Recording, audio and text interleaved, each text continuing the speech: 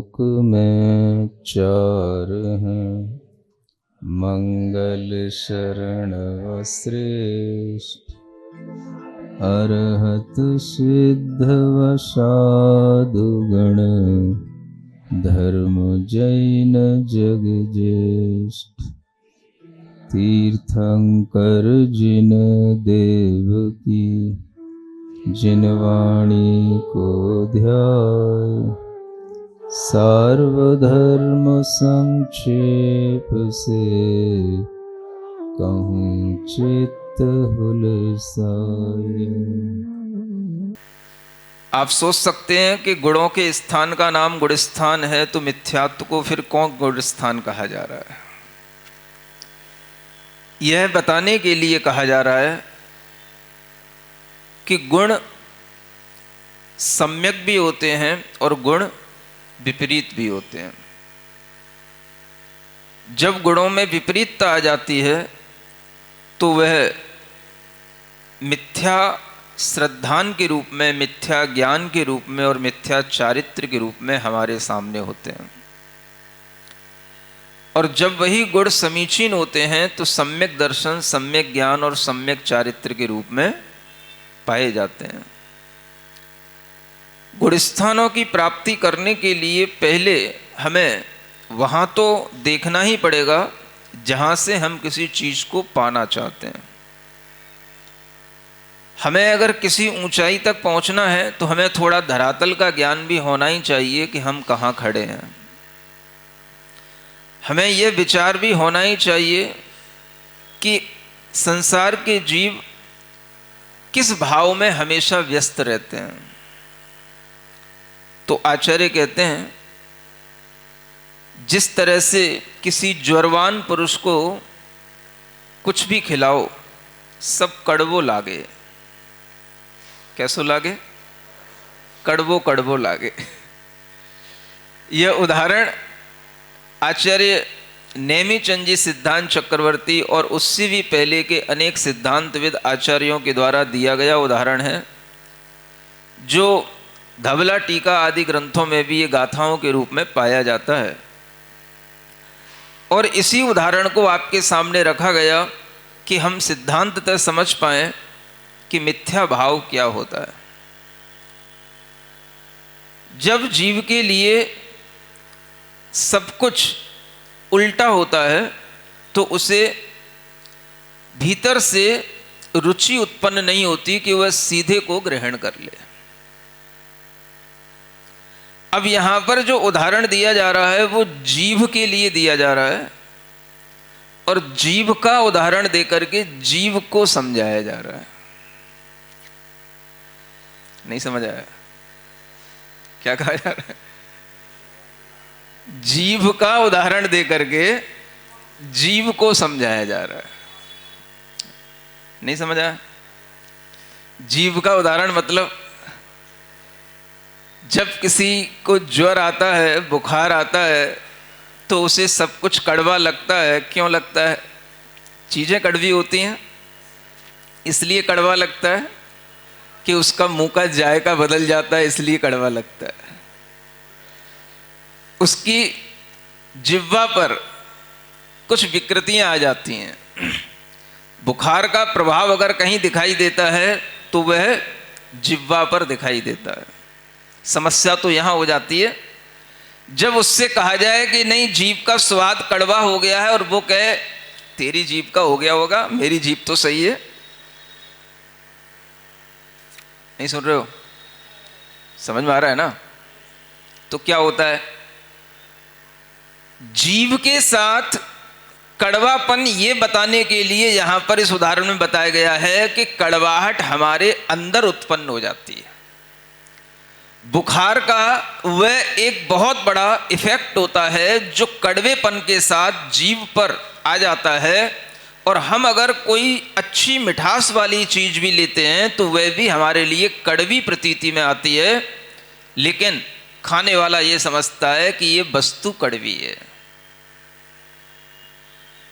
समझ में आ रहा है ना? ठीक इसी तरह से आचार्य कहते हैं, जिसके भावों में मिथ्यात्व होता है जिसके अंदर मिथ्यात्व का प्रभाव होता है, मिथ्यात्व के भावों से जिसकी आत्मा ग्रसित होती है, उस जीवात्मा के अंदर ये पहचान का एक सबसे अच्छा तरीका है कि हम उसका टेस्ट कैसे करें। क्या सुन रहे हो? वैद्य आता है, टेस्ट कर लेता है, जीभ दिखाओ, और अगर आपका शारीरिक स्वास्थ्य वो वैद्य बता देता है, तो आपके आत्मिक स्वास्थ्य को बताने के लिए भी कोई वैद्य होता होगा। कौन सा स्वास्थ्य? आत्मिक स्वास्थ्य। आपकी आत्मा स्वस्थ है कि नहीं, स्वस्थ होना चाहती है कि नहीं, तो आत्मिक स्वास्थ्य को देखने के लिए भी कोई वैद्य आता है। और वो वैद्य क्या देखता है कि आपके भीतर कैसा स्वाद आ रहा है, और वो तब देखा जाता है जब कोई गुरु रूपी वैद्य आपके सामने हो और आपको उपदेश सुना रहा हो, तत्व की बात कर रहा हो, और आप पल्ला झाड़ करके उठ करके चले जाओ, हमारी तो कछु समझ नहीं आ रहा हूं, मैं तो जा रहा हूं, हमें नहीं सुननी ये जीव की बातें, ये आत्मा की बातें, ये गुड़ स्थान की बातें, ये तत्व की बातें मुझे नहीं रुचती। कोई अकबर बीरबल की कहानी सुनाते तो बैठते, कोई चार्ली चैपलिन जैसे सीरियल दिखाते तो बैठते, कोई हंसी मजाक की बातें होती तो अच्छा भी लगता। क्या ये सीरियस टॉपिक लेकर के बैठ जाते हैं? जीव, आत्मा, परमात्मा, जन्म मरण, गुणस्थान, मार्गणा, सिद्ध गति, संसार, ये सब क्या है? आई एम नॉट इंटरेस्टेड, मैं जा रहा हूं। सुनते हो? क्या हो गया? टेस्ट हो गया। जीव में टेस्ट आता है, और जीव के भावों से मिथ्यात्व का टेस्ट हो जाता है। तो जीव के अंदर का इंटरेस्ट यहां बताया जा रहा है कि जीव का इंटरेस्ट क्या है। अगर हम देखें इस पूरे मिथ्यात्व गुणस्थान के भावों को, तो हम एक चीज स्वयं में एक तर्क बुद्धि से अगर हम सोचने की कोशिश करें, जिसे आचार्य स्वयं संवेदन प्रत्यक्ष कहते हैं, अगर हम उस तर्क बुद्धि से सोचें कि दुनिया में इस मिथ्यात्व के साथ जीने वाले लोग ज्यादा हैं या सम्यक्त भाव के साथ जीने वाले लोग ज्यादा हैं? नहीं समझे? हम कैसे माने कि अंदर मिथ्यात्व भाव भी होता है? भाई इसको प्रूव करो। नहीं समझ आया? कैसे प्रूव करोगे कि भीतर मिथ्यात्व भी होता है? तो आप कैसे सिद्ध करोगे? अगर मिथ्यात्व जैसी कोई चीज है कि नहीं दुनिया में, आप कहे जा रहे हो, मान लो कोई आपसे तर्क करता है मिथ्यात्व जैसी कोई चीज है ही नहीं दुनिया में, तो फिर क्या होना चाहिए? जो सम्यक भाव के साथ जी रहे हैं उनमें और जो मिथ्या भाव के साथ जी रहे हैं उनमें कोई अंतर नहीं होना चाहिए, पहली बात। दूसरी बात, अगर मिथ्यात्व जैसी कोई चीज दुनिया में न हो तो फिर संसार किससे सिद्ध होगा? संसार किन जीवों के द्वारा चलेगा? तीसरी बात, अगर मिथ्यात्व जैसी कोई चीज दुनिया में न हो तो सबको फिर स्व आत्मा की उपलब्धि हो जाना चाहिए, सबको फिर अनंत सुख में रहना चाहिए, सबको फिर अनंत ज्ञान में आ जाना चाहिए। तो वो सब नहीं आते, कुछ आते हैं। अगर आप ये देखें कि इस दुनिया में हम अगर परिवर्तन करेंगे तो किस रूप में किससे होगा? नहीं समझ में आया? मान के चलो एक तरफ कुछ ऐसे लोग हैं जो सम्यक श्रद्धा के साथ चल रहे हैं, और एक तरफ बहुत से लोग हैं जो मिथ्या श्रद्धा के साथ चल रहे हैं। सिद्धांत क्या कहता है कि इन्हीं की मिथ्या श्रद्धा जब कन्वर्ट होगी तो वो सम्यक श्रद्धा में आ जाएगी। अब अगर हमें ये मान करके चलें कि मिथ्या श्रद्धा जैसी कोई चीज होती नहीं है, तो वो तो हमें प्रत्यक्ष दिखाई दे रही है, क्योंकि इतने जीव इस दुनिया में हैं जिनको मिथ्यात्व के साथ चलना हो रहा है, मिथ्यात्व भावों के साथ बहना हो रहा है, और जिनके अंदर वह मिथ्यात्व किस रूप में दिखाई दे रहा है, तो इसी रूप में दिखाई दे रहा है जिन्हें कोई पता नहीं है संसार या मोक्ष भी कोई चीज होती है। उनके लिए संसार ही सब कुछ है। सुन रहे हो ना, एक अंतर समझना है आपको। जिन्हें संसार और मुक्ति जैसे शब्द, मुक्ति जैसे शब्द ही जिन्होंने ना कभी सुने हो, और जिनके लिए संसार ही सब कुछ हो, मुक्ति कोई चीज ना हो, जिनके लिए शरीर ही सब कुछ हो, आत्मा जैसी कोई चीज ना हो, जिनके लिए वर्तमान का जीवन ही सब कुछ हो, पास्ट टाइम में किए गए कर्म और भविष्य के किए हुए कर्मों से जिन्हें कोई वास्ता ना हो। चलो मैं कॉमन बातें कर रहा हूं, सुन रहे हो ना, ऐसे भी तो लोग हैं ना दुनिया में। भाई शरीर है, आत्मा है, कितने लोग मानते हैं, जानते हैं शरीर है, आत्मा है? हा? कितने से लोग जानते हैं, मानते हैं? मेरी अपनी ही आत्मा, मेरा अपना ही भाव सब कुछ है। कोई दूसरा दुनिया में कोई परमात्मा नहीं होता है, कोई परम आत्मा, कोई इससे बढ़कर के संसार में किसी के पास कोई ज्ञान आदि नहीं होते हैं, कोई अलग से कोई शक्ति ऐसी परमात्मा की किसी के पास नहीं होती है। ये सब कहने की बातें हैं, इसलिए हम अपने हिसाब से अपना जीवन जी रहे हैं। ना ये चीजें साइंस से प्रूव्ड है, ना हम साइंस के अलावा किसी चीज को मानते हैं। सुन रहे हो ना? तो यही भाव आपके लिए, देखो ये भाव कितने लोगों में है जो हम बोले जा रहे थे अभी, ये 4-5 पॉइंट बोले थे, ये भाव कितने लोगों में है, और इस भाव के विपरीत जिन्हें इन सब चीजों का डिफरेंस पता है वो कितने लोग हैं। समझ आ रहा है ना? बस इसी से ये सिद्धि होगी कि मिथ्यात्व भी इस दुनिया में है, क्योंकि मिथ्यात्व के साथ रहने वाले यही भाव हैं जो आपको बताए जा रहे हैं, और इन भावों के साथ रहने वाले जीवों की संख्या बहुत अधिक है, और जो इन भावों से थोड़ा सा भी बच पाते हैं उन जीवों की संख्या बहुत कम है। तो इसी से आप समझ सकते हैं कि मिथ्यात्व का भाव अलग होता है और सम्यक्त्व का भाव अलग होता है। मिथ्यात्व के भावों की संख्या इसलिए है क्योंकि संसार इन्हीं से है, और इन्हीं में से कुछ जीव निकलेंगे जो सम्यक्त्व के भावों में आएंगे। तो आपके लिए ये हमेशा ध्यान रखना है, मिथ्यात्व भाव के साथ रहने वाले मिथ्या दृष्टि जीवों की संख्या हमेशा अधिक होगी, और जो परिवर्तित होंगे उसमें से कुछ निकलेंगे। इस डिफरेंस को जो जानेंगे, जो अपनी श्रद्धा को कहीं पर भी थोड़ा सा बदलेंगे, तो ऐसे जीव की संख्या कम होगी। इससे सिद्धि होती है किसकी? मिथ्यात्व जीवों में बसता है। मिथ्यात्व भाव के साथ संसारी आत्माएं भ्रमण कर रही हैं। किन्हीं भी संसारी आत्माओं के लिए ये सब देखने को मिल रहा है। जन्म हो रहा है, बर्थडे मना रहे हैं, मरण हो रहा है, बिलख रहे हैं, रो रहे हैं, हाय तौबा कर रहे हैं, लेकिन ये जन्म मरण ही संजीव का संसार है, ये किसी को नहीं आ रहा है। नहीं समझ में आया?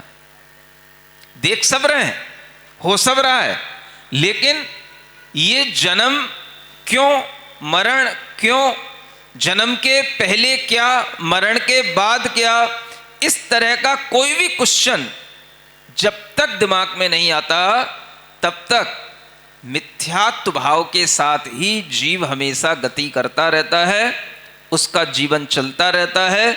और यही चीज सिद्ध करती है कि इस दुनिया में मिथ्या दृष्टि जीव हैं, मिथ्यात्व भाव जीव आत्मा के अंदर रहता है। इसी स्व संवेदन से आप बैठे बैठे देख सकते हो। क्या सुन रहे हो? वैद्य तो दूसरे की जीभ निकलवा के देखता है, भाई बता।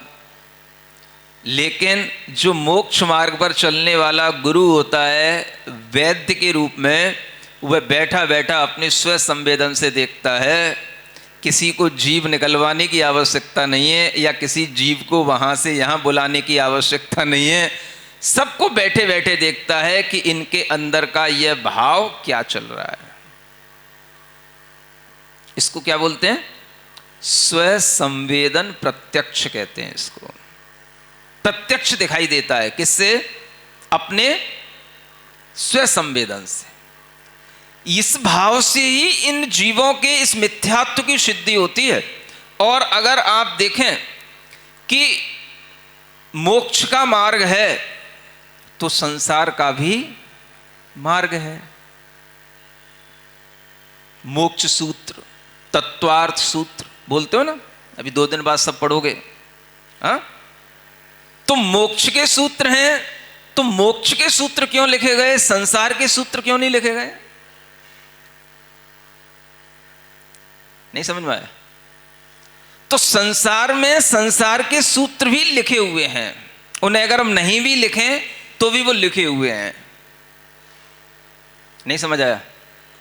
तत्वार्थ सूत्र के केवल शुरू के 4 सूत्र देखो, आपको सब समझ में आ जाएगा कि मोक्ष शास्त्र क्या होता है और संसार शास्त्र क्या होता है। पहला सूत्र क्या है? सम्यक दर्शन ज्ञान चारित्राणि मोक्ष मार्ग है। इट मीन्स मिथ्या दर्शन ज्ञान चारित्राणि संसार मार्ग है। नहीं समझ में आया? तो छिपा हुआ है ना यहां पे, डायरेक्ट कहा नहीं गया। मोक्ष है तो मोक्ष का मार्ग है, इसी तरह से संसार है तो संसार का भी मार्ग है।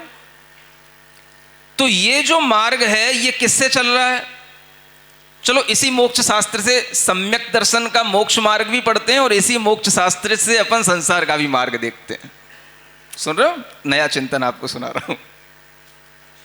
फिर आगे का सूत्र,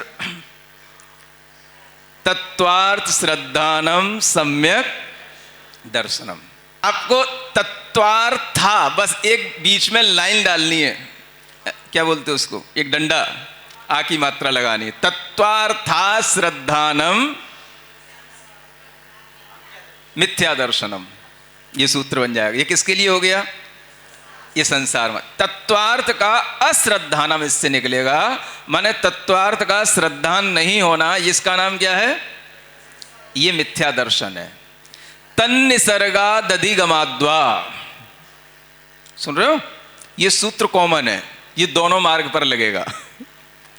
सम्यक दर्शन भी निसर्ग से होता है और अधिगम से माने पर के उपदेश से होता है। इसी तरह से मिथ्या दर्शन भी स्वाभाविक होता है, नैसर्गिक होता है, निसर्ग से होता है और पर के उपदेश से भी होता है। हाँ, पर के उपदेश माने वही मिथ्या उपदेश से भी होता है। समझ में आ रहा ना? तो तन्निसर्गा दधिगमाद्वा, यह सूत्र केवल सम्यक को ही बताने के लिए नहीं। सम्यक दर्शन 2 प्रकार का है। इसके विपरीतता में जब हम संसार का मार्ग देखेंगे तो उसके लिए भी यह बिल्कुल फिट बैठता है। मिथ्या दर्शन भी 2 प्रकार का है। कैसे? एक निसर्ग से माने स्वाभाविक रूप से चला आ रहा है, और एक पर उपदेश से।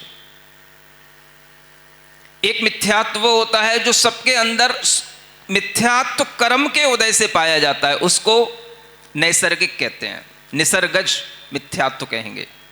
और एक मिथ्यात्व वो होता है जो दूसरों के उपदेश सुनने से उसके अंदर आ जाता है, कुशास्त्रों को पढ़ने से भी आ जाता है, और कोई भी ऐसे उपदेश जो उसको मिथ्या मार्ग पर आगे बढ़ाने वाले हैं, उन उपदेशों को सुनकर के जब उसकी बुद्धि तैयार हो जाती है तो वह अधिगमज मिथ्या दर्शन कहलाएगा।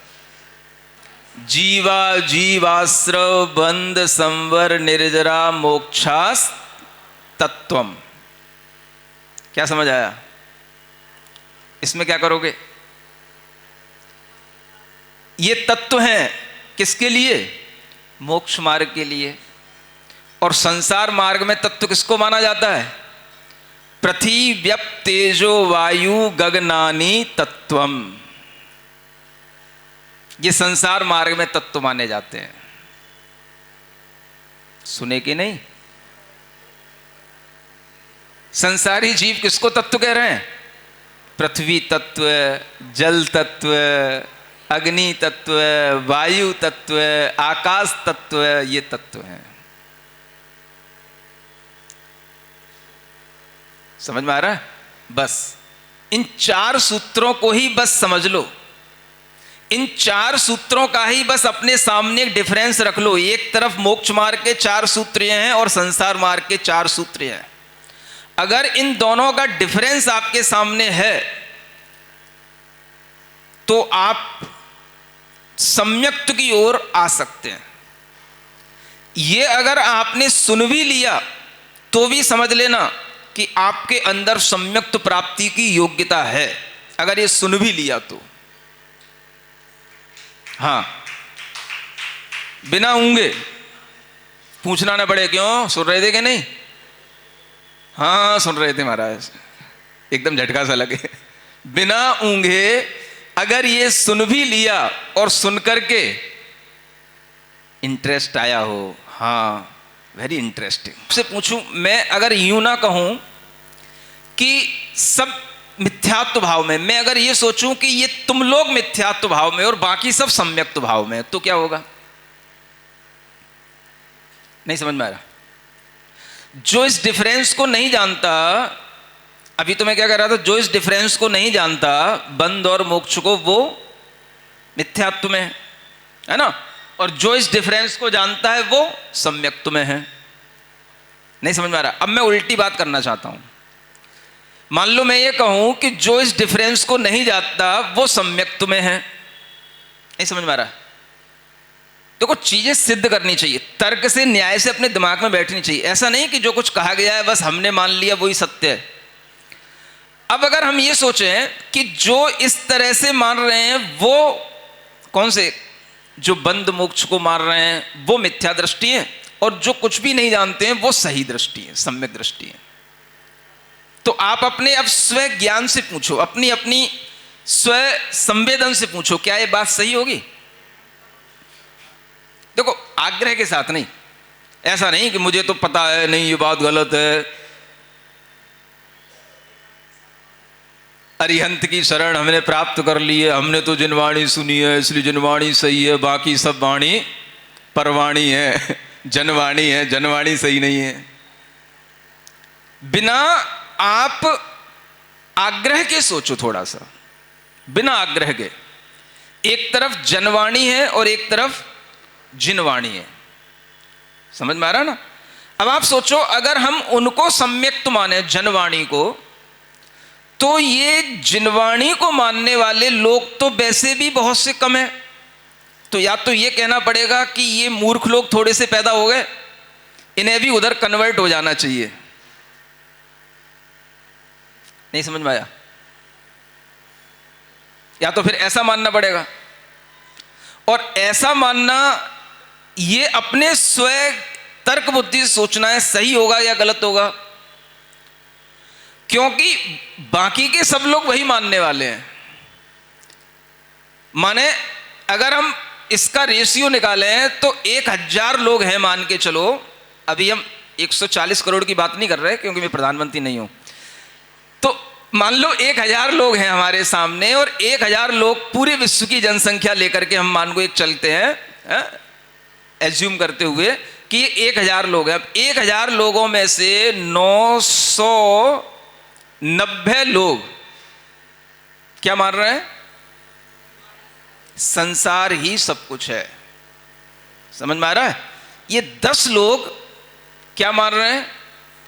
संसार में कोई सार नहीं है, संसार है तो मोक्ष भी होता है, मोक्ष में सार है। ये 10 लोग ये मान रहे हैं। अब इसमें उल्टा किसको कहा जाए? 10 लोगों को अगर हम सीधा कहें तो 990 उल्टे हो रहे हैं। समझ में आ रहा है? अगर हम 990 लोगों को सही कहें तो 10 लोग उल्टे होंगे। तो हम ये डिसीजन कैसे लें कि 10 लोग सही हैं कि 990 लोग सही हैं? ये आपको सोचना है। क्या सुन रहे हो? देश किससे चलता है? बोलो। बहुमत से। सत्ता किससे चलती है? बहुमत से। संसार किससे चलता है? बोलो। किससे चलेगा? संसारी प्राणियों से ही चलेगा ना। तो संसारी प्राणियों के भाव कैसे होंगे? जो अधिकांश लोगों के भाव होंगे वही संसारी प्राणियों के भाव होंगे। तो जो भाव के साथ में वो जन्म ले रहे हैं वो भाव कॉमन है, या इन भावों के साथ वे डाइवर्ट होकर के ये भाव अलग से क्रिएट करते हैं जो 10 लोग हैं?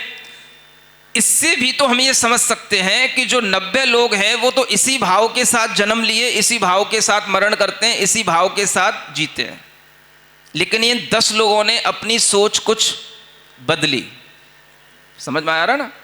तो जो चीज बदली गई है वो बदली हुई चीज में ही कुछ आपके अंदर नया इंटरेस्ट बदलने से वो नई चीज बदल करके आएगी।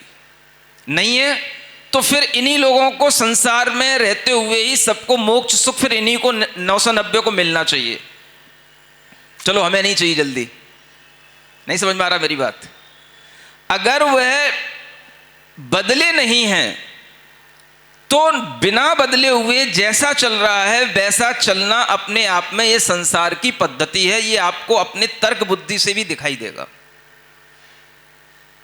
जब आप अपने अंदर कोई चेंज लाओगे, कुछ अपनी श्रद्धा, अपना ज्ञान कुछ बदलोगे, तो बदले वाले जीवों की संख्या अपने आप में कम होगी, तो आपकी राह अलग बनेगी।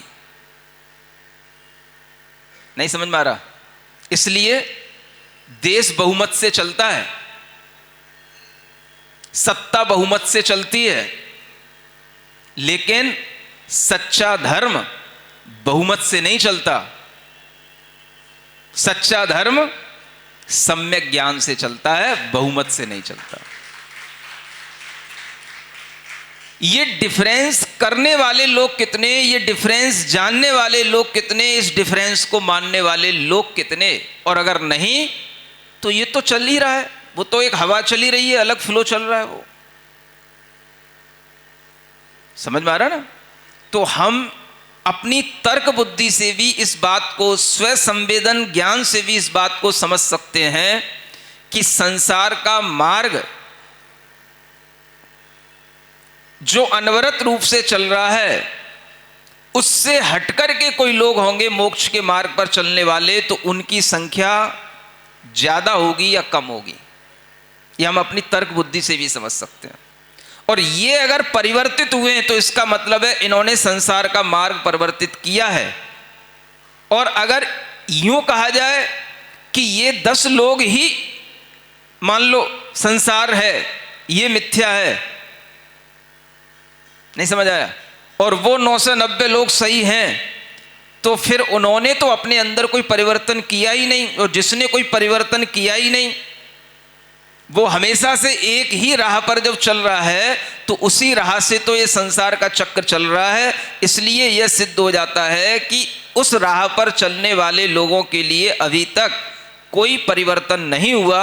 इसलिए सम्यक जो ज्ञान होता है वह थोड़े लोगों के अंदर आता है जो परिवर्तन से आता है, और जो बिना परिवर्तन के सहज संसार में चल रहा है वह सब पुराने संस्कारों से, पुराने मिथ्या दर्शन से, मिथ्या कर्म के उदय से वह सब फ्लो चल रहा है।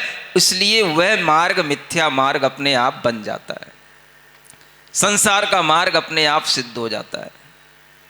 स्व संवेदन से भी इन चीजों को समझ सकते हैं कि नहीं? हम न्याय से भी संसार और मोक्ष का अंतर समझ सकते हैं कि नहीं?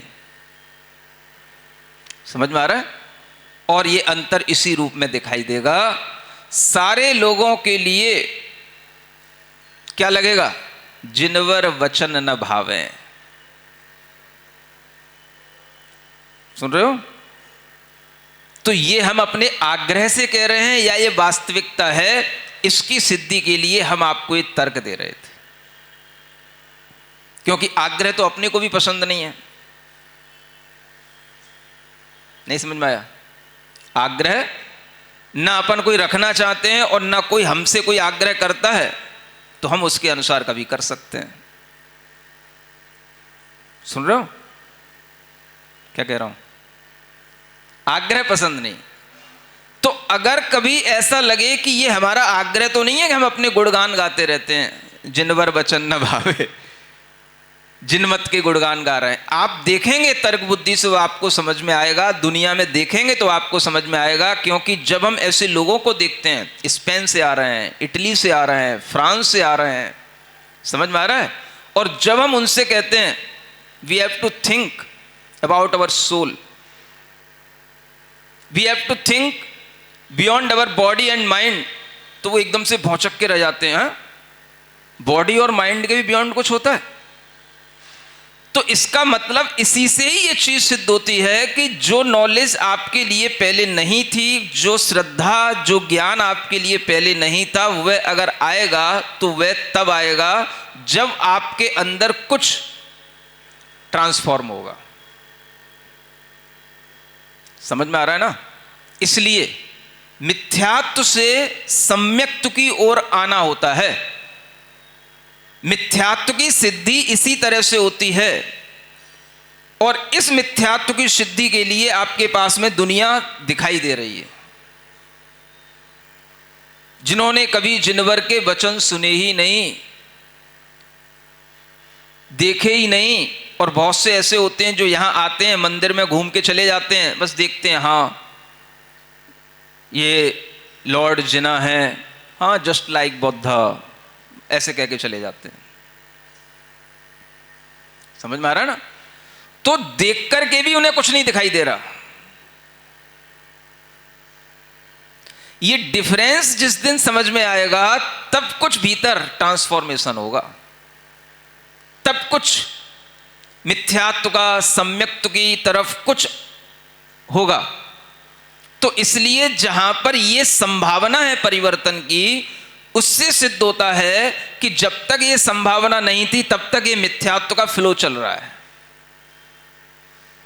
समझ आ रहा है ना? यूं तो नहीं कह सकते कि सम्यक्त्व से मिथ्यात्व में कन्वर्ट करना है, और अगर ऐसा कह भी दें तो उसमें सबसे बड़ा तर्क यही आ जाएगा कि भाई ये तो कुछ बदले हुए लोग हैं, और जो बिना बदले हुए लोग हैं वो तो अपने आप सहजता में इसी तरह से चल रहे हैं। तो जो बदलने के बाद में फिर अगर उधर कन्वर्ट हो गए, तो ये तो फिर कुछ जानने के बाद में फिर अज्ञानी हो गए, वो वाली बात हो जाएगी। कुछ भेद ज्ञान होने के बाद में फिर उसी धारा में मिल गए, ये वाली बात हो जाएगी।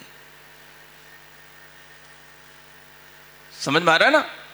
तो आपको मिथ्यात्व और सम्यक्त्व भी संसार में दिखाई देना चाहिए, मैं ये कहना चाहता हूं। आंख बंद करके सामायिक में क्या किया जाता है? दुनिया नहीं देखी जाती सामायिक में, केवल आत्मा ही देखी जाती है।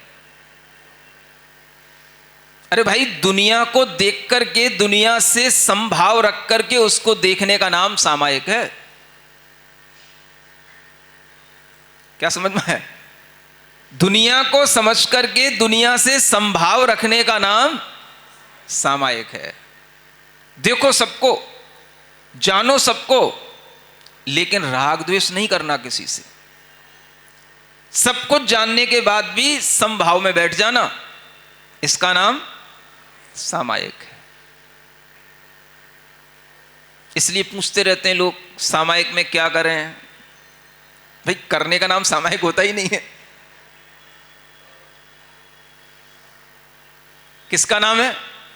समभाव के साथ जानने का नाम सामायिक है। इस तरह का विचार आपके अंदर जब प्रत्यक्ष अपने स्व संवेदन से दिखाई देगा, तो ये आपके अंदर जब श्रद्धा इस तरह से बनेगी, तब ये मिथ्यात्व का कुछ अभाव होगा। समझ में आ रहा है ना? तो ये सबसे पहला गुण स्थान है जहाँ पर हम जन्म लिए हैं वो मिथ्यात्व के साथ लिए हैं। जो हमारे सामने आता है उसमें हमारी मिथ्या बुद्धि बन ही जाती है,